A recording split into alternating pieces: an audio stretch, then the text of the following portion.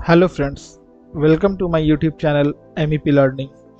आज हम लोग अपने फायर अलार्म सिस्टम कोर्स जो स्टार्ट किया है हम लोगों ने, उसके थर्ड वीडियो के साथ आए हैं, जो कि है कन्वेंशनल फायर अलार्म सिस्टम के बारे में। इस वीडियो में हम लोग देखने जा रहे हैं कि कन्वेंशनल फायर अलार्म सिस्टम होता क्या है, कहाँ इसका यूज़ होता है और इसका वर्किंग प्रिंसिपल या क्या डिवाइसेस इसमें यूज़ होते हैं और कैसे उनको सेटअप किया जाता है। तो लेट्स स्टार्ट। इसमें हम लोग क्या क्या इस वीडियो में देखेंगे आगे। सबसे पहले what is a conventional fire alarm system, दूसरा है कैसे वो काम करता है, जोनिंग, तीसरा जोन्स कैसे क्रिएट होते हैं, कहाँ कहाँ इनको इंस्टॉल किया जाता है या क्या इनका यूज़ है, और लास्ट एडवांटेजेस एंड और disadvantages of conventional fire alarm system. अगर आप लोगों ने मेरा फर्स्ट वीडियो और सेकंड वीडियो नहीं देखा है तो मैं लिंक दे दूंगा डिस्क्रिप्शन में, आप उससे जाकर ज़रूर देखिए, क्योंकि ये एक कोर्स है तो अगर आप स्टार्टिंग से देखेंगे तो ज़्यादा बेटर होगा, आपको बेटर अंडरस्टैंडिंग मिलेगी, क्योंकि बहुत सारा टर्म्स ऐसा होगा जो मैं पहले बता चुका हूँ अपने प्रीवियस वीडियोज़ में, और इस वीडियो में मैं सिर्फ उनका नाम लेकर के या शॉर्ट ब्रीफली आगे बढ़ जाएंगे। तो बेहतर है आप उसको देखिए एक बार, और हमारा जो प्लेलिस्ट है उसको अच्छे से वॉच कीजिए, आपको कहीं ना कहीं ये ज़रूर फ़ायदा देगा। तो सबसे पहले देखते हैं what is conventional fire alarm system. A conventional fire alarm system uses one or more circuits connected to sensors wired in parallel. Conventional fire alarm system में क्या होता है कि पैरेलल कनेक्शन होता है, ठीक है। अब जैसे फर्स्ट वीडियो में मैंने बताया था कि फायर अलार्म सिस्टम दो तरीके का होता है, कन्वेंशनल और एड्रेसेबल। तो एड्रेसेबल एडवांस्ड है, ज़्यादा लार्जर एरियाज़ के लिए यूज़ होता है, और कन्वेंशनल क्या है कि थोड़ा एड्रेसेबल से पीछे है टेक्नोलॉजी के मामले में कहिए, या इसका जो फीचर्स है उससे कम है, और ये स्मॉलर एरियाज़ के लिए यूज़ होता है या स्मॉलर ऑक्यूपेंसीज के लिए। In this system, zones are created in which multiple detectors are installed to detect fire and raise alarm. इसमें इसका सबसे बड़ा एक ये इम्पॉर्टेंट पॉइंट है कि इसमें जोन्स क्रिएट किया जाता है। एड्रेसेबल में हम लोग हर डिटेक्टर का एड्रेसिंग करते हैं, लेकिन यहाँ क्या होता है, एक जोन बनाते हैं जिसमें मल्टीपल डिटेक्टर्स का हम लोग यूज़ करते हैं। मतलब एक जोन अगर बनाएंगे तो उसमें मैक्स टू मैक्स 20 डिटेक्टर्स हम लोग लगा सकते हैं। अब उस डिटेक्टर में चाहे स्मोक डिटेक्टर हो, हीट डिटेक्टर हो, MCPs हो सकता है, तो वो चीज़ है। और एड्रेसेबल में यही चीज़ नहीं होता है, उसमें हर एक डिटेक्टर का अपना सेपरेट एड्रेसिंग होता है। It is no older technology and use generally in smaller occupancies, it is economical also. देखिए अब ये क्या है कि अगर आपका छोटा ऑक्यूपेंसी है या एरिया कम है तो आप इसको यूज़ कर सकते हैं, ये उसमें कारगर मतलब बेनिफिशियल रहेगा। और दूसरा है कि ये इकोनॉमिकल है as compared to addressable fire alarm system for smaller areas only. अगर बड़े प्रोजेक्ट्स में लेते हैं तो ये ज़्यादा इसमें वायरिंग करने की ज़रूरत पड़ेगी और ये कॉस्टली हो सकता है। आइए नेक्स्ट स्लाइड में हम लोग जाते हैं। यस, देखिए यहाँ क्या है, यहाँ एक हम लोगों ने फायर अलार्म सिस्टम ये एक कन्वेंशनल फायर अलार्म सिस्टम है। इसमें एक ये जो हमारा फायर अलार्म पैनल है, इसमें दो जोन क्रिएट हुए हुए हैं, जोन 1 एंड जोन 2, ठीक है। तो इसमें इसका एक वायरिंग दिखलाया गया है। आगे चल के हम लोग वायरिंग के बारे में भी देखेंगे कि फायर अलार्म सिस्टम में किस तरीके से वायरिंग की जाती है, क्या टाइप्स होते हैं कन्वेंशनल में, एड्रेसेबल में, वो फ्यूचर वीडियोस में आएंगे। आज हम लोग देखते हैं कि कैसे फायर अलार्म पैनल में कन्वेंशनल फायर अलार्म सिस्टम का कनेक्शन क्या होता है और कैसे होता है। तो सबसे पहले तो ये देखिए, ये जो हमारा है ये है फायर अलार्म पैनल, ठीक है। 2 जोन का पैनल है ये, इसमें 2 जोन क्रिएट किया गया है।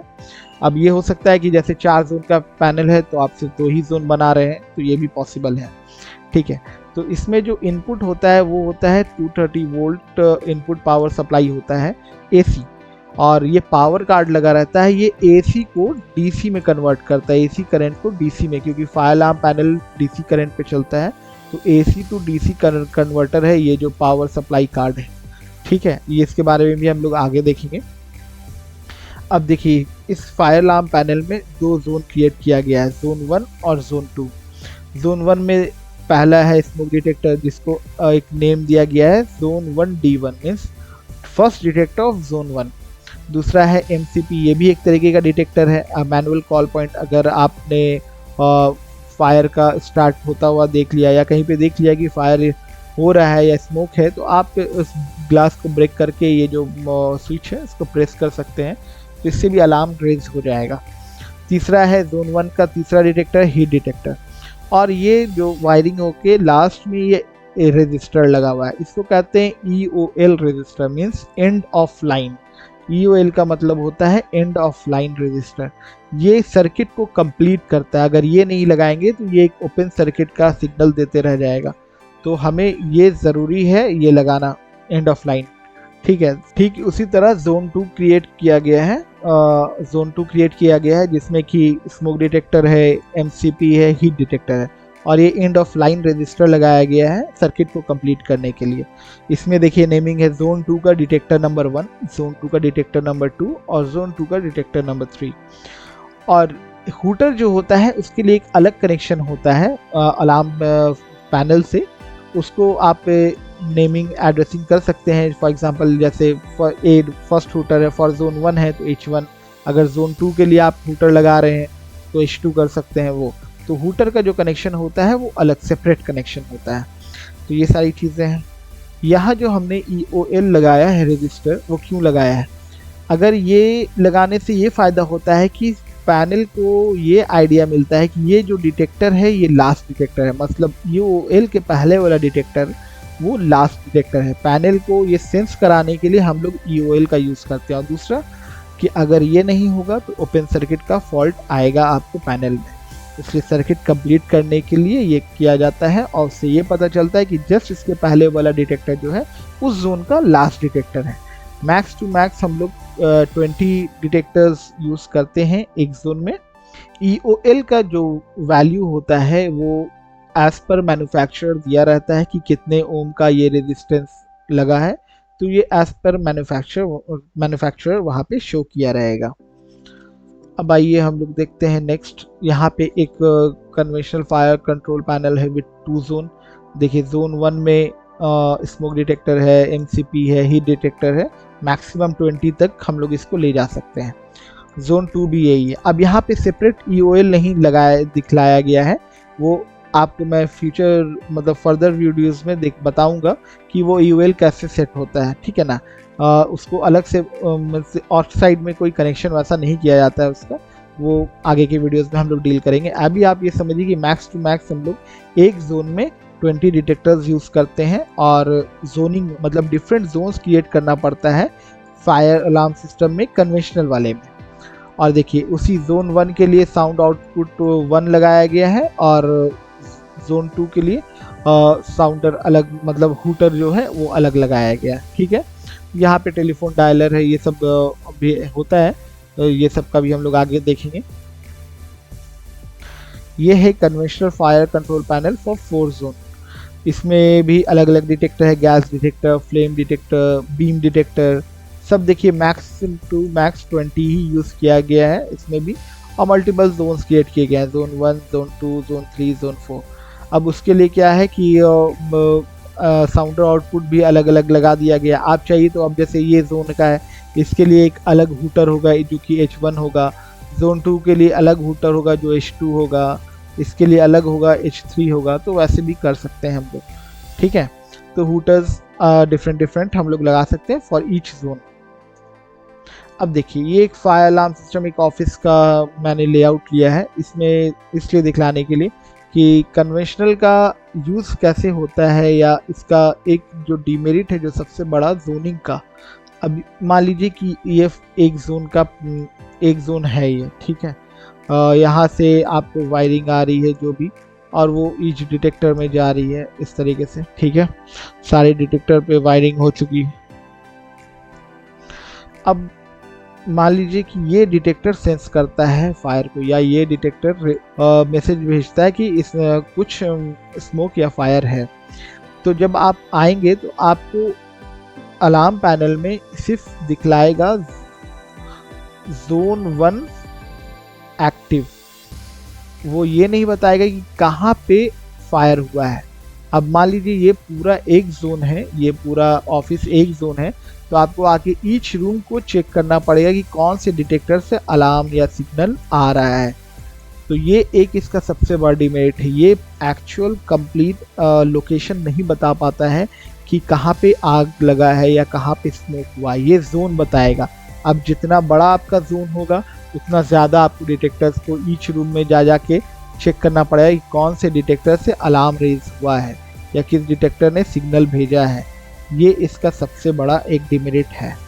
अब देखिए ये भी मैंने एक लेआउट लिया है, इसको मैं बताऊंगा कैसे हम लोग 2 जोन और 4 जोन में इसको करेंगे। जो कन्वेंशनल फायर अलार्म सिस्टम होता है उसमें हम लोग जोन वायरिंग का यूज़ करते हैं, जोन वायरिंग। और जो एड्रेसेबल होता है उसमें लूपिंग होता है, मीन्स लूप वायरिंग का यूज़ होता है।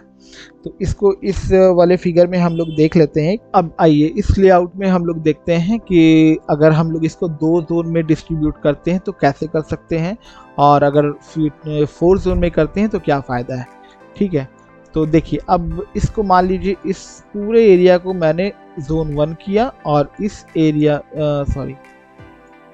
इस एरिया को जोन 2 किया। मीन्स मैं बता दे रहा हूँ, ये जो एरिया है इसको मैंने जोन 2 में रखा है और ये जो एरिया है जोन 1 में, ये है जोन 1 और ये जो हो गया है ये है जोन 2। ये है इसका बॉर्डर लाइन, ये जो लाइनिंग है ये बॉर्डर लाइन है। ठीक है, यहाँ से पार्टीशन कर दिया हम लोग ने जोन का। अब हर रूम में डिटेक्टर लगे हुए होंगे, हर जगह जहाँ भी है, फॉर एग्जांपल ड्राइंग रूम है, बेडरूम है, सब जगह डिटेक्टर लगे हुए हैं, स्मोक डिटेक्टर। ठीक है, बेडरूम है, यहाँ भी उसी तरीके से डिटेक्टर हर जगह लगे हुए हैं। ठीक है,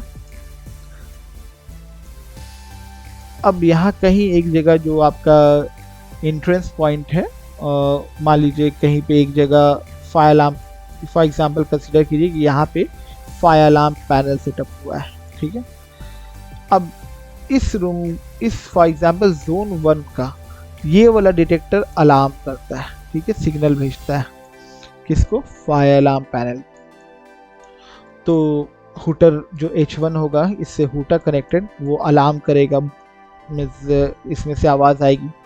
अब आपको ये तो पता चले जोन, और पैनल में क्या लिखेगा, जोन 1 एक्टिव। ठीक है, पैनल में ये लिख के मैसेज आएगा।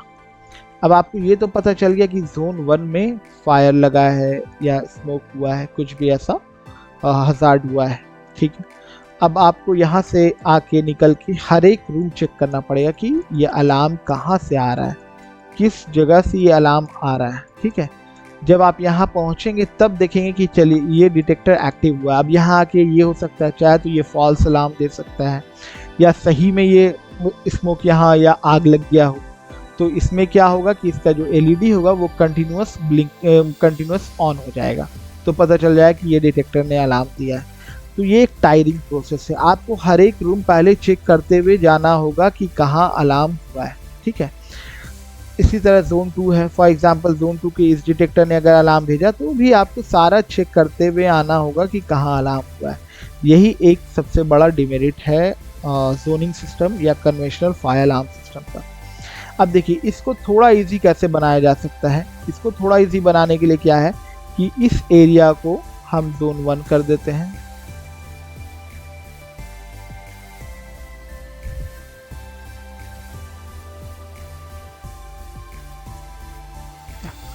इस एरिया को जोन 2 कर देते हैं, इस एरिया को जोन 3 कर देते हैं और इस एरिया को जोन 4 कर देते हैं। इससे क्या होगा कि आप, ये Z1 हो गया, Z2, Z3, Z4। इससे क्या हो जाएगा कि मान लीजिए अब कोई सिग्नल आएगा तो आपको स्मॉलर एरिया सर्च करना। फॉर एग्जांपल जोन 1 का आ रहा है, जोन 1 एक्टिव है, यहाँ पे आपने फायर अलार्म सेटअप पैनल को सेटअप कर रखा है। ठीक है, तो ये अगर मैसेज देगा कि जोन 1 एक्टिव है तो आपको सिर्फ इतना ही एरिया, ये जो मैंने जोन 1 को दिखलाया है, इतना ही एरिया को सर्च करना होगा, बाकी आपको एरिया नहीं सर्च करना होगा। लेकिन इसका एक डिसएडवांटेज क्या है ज़्यादा जोन क्रिएट करने में, कि आपका जो वायरिंग कॉस्ट होगा वो बढ़ जाएगा, आपको उतनी ही ज़्यादा केबलिंग करना पड़ेगा। तो ये एक डिसएडवांटेज है ज़्यादा जोन्स क्रिएट करने का, वायरिंग कॉस्ट बढ़ जाता है, ज़्यादा केबल का यूज़ होगा।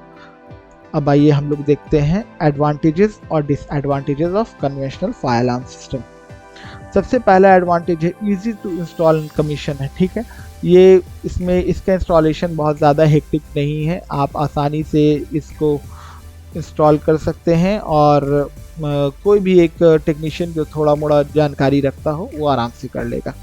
कॉस्ट इफेक्टिव है कब, जब स्मॉलर ऑक्यूपेंसी में ये यूज़ हो तो ये कॉस्ट इफेक्टिव है। अगर आप इसको बड़े बिल्डिंग में लगा रहे हैं तो वायरिंग कॉस्ट बढ़ जाएगी। रिलायबिलिटी है, सेंस करता है, वक्त पे बता देता है अलार्म हुआ है, तो आप इस पे मतलब रिलायबल हो सकते हैं फॉर स्मॉल ऑक्यूपेंसीज।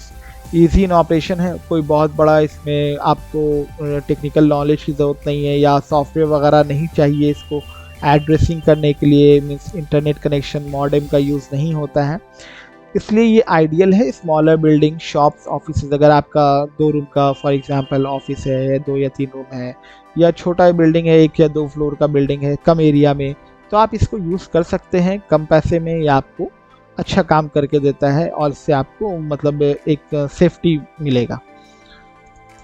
अब इसका डिसएडवांटेज क्या है? एडवांटेज से ज़्यादा इसका डिसएडवांटेजेस है। सबसे पहला, इसमें जोन्स क्रिएट होते हैं, ना कि एड्रेसिंग नहीं होती है, ठीक है। अब जोन्स क्या है, आप मल्टीपल जोन्स क्रिएट करेंगे जिसमें आपको मल्टीपल डिटेक्टर्स होंगे। फॉर एग्जांपल हर जोन में 10 डिटेक्टर्स हैं, तो आपको हर बार कभी भी अलार्म होगा तो हर डिटेक्टर को चेक करना होगा। दूसरा है fault can't be detected because of parallel type wiring. अब इसमें क्या होता है कि अगर कोई फॉल्ट आ जाता है कोई डिटेक्टर में, तो वो डिटेक्टर बंद है या ऑन है कुछ पता नहीं चल पाता है, या पैनल सेंस नहीं कर पाता है उस चीज़ को, क्योंकि इसमें पैरेलल टाइप की वायरिंग होती है।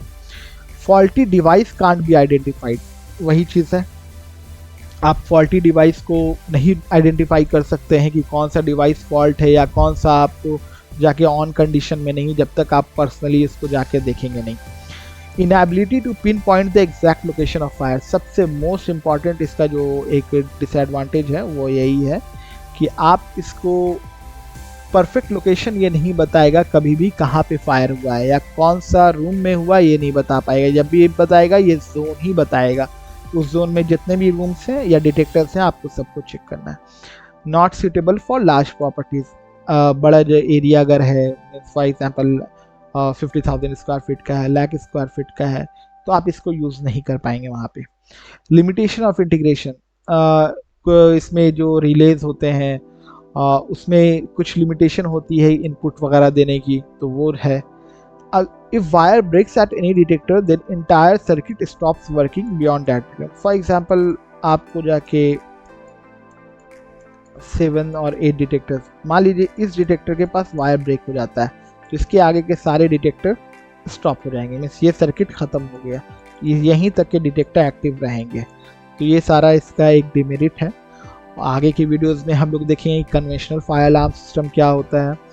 इसी तरह आप लोग हमारे चैनल पे बने रहिए, वीडियोस के देखते रहिए, कुछ ना कुछ तो वैल्यूज़ मिलता ही होगा या कुछ तो जानकारी मिलती ही होगी, मुझे जहाँ तक लगता है, क्योंकि मैं भी बहुत मेहनत करके वीडियोस बनाता हूँ अलग अलग जगह से इंफॉर्मेशन गैदर करके।